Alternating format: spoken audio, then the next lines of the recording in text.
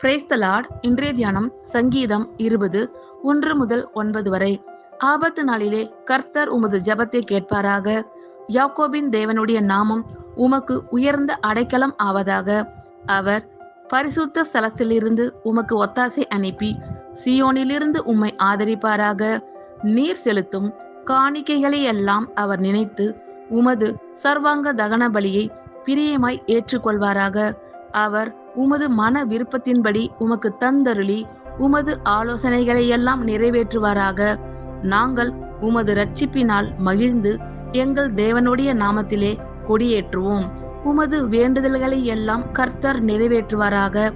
கர்த்தர் தாம் அபிஷேகம் பண்ணினவரை இரட்சிக்கிறார் என்பதை இப்பொழுது அறிந்திருக்கிறேன்.